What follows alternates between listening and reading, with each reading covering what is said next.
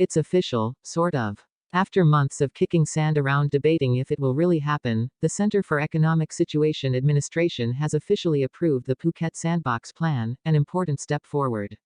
The announcement, made late this afternoon, appears to answer the often posed question if the Sandbox Plan would ever happen after the much more intense and deadly third wave of COVID-19 swept through Thailand.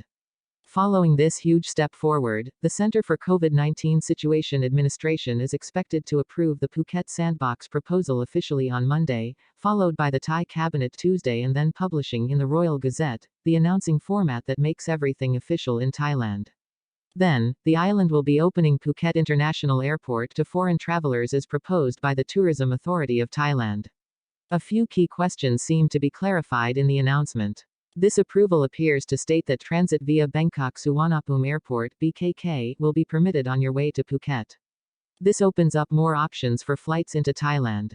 Also, travelers arriving in Phuket will need to stay a minimum of 2 weeks before traveling onto other parts of Thailand, doubling the original 7 days that had been expected.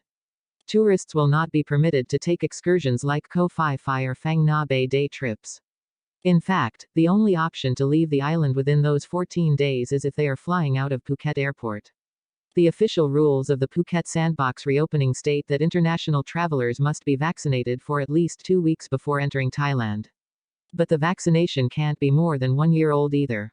Passengers must be from a low to medium risk country. If all these conditions are met, the travelers will be permitted to enter Phuket without any quarantine or self-isolation.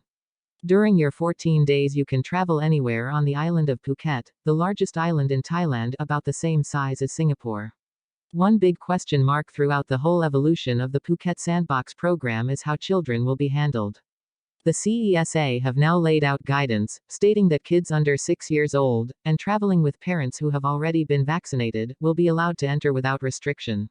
For those between the ages of 6 and 18, a rapid antigen COVID-19 test will be administered as soon as they arrive at Phuket International Airport. Another point of debate was exactly which vaccines would be accepted in order to enter Thailand. This announcement by the CESA concluded that the vaccine brand must be either one approved by the Thai FDA, currently Sinovac, AstraZeneca, Johnson & Johnson, Moderna, and Sinopharm, or one certified by the World Health Organization. As the initiative is aimed at bringing back tourism, even expats or Thais with a home in Phuket will be required to book a hotel that complies with COVID-19 safety standards before traveling to other parts of Thailand. Unlike ASQ though, which is still an option for unvaccinated travelers, you are only required to book a hotel, but can stay at other SHA-registered hotels during your stay on the island. The CESA meeting also included an approved proposal to work on attracting wealthy investors, pensioners, and travelers, high-skilled professionals, and digital nomads. Deputy PM and Energy Minister Supatanapong Panmakau has been tasked with discussing the details of that program with all the agencies involved and submit findings in the future.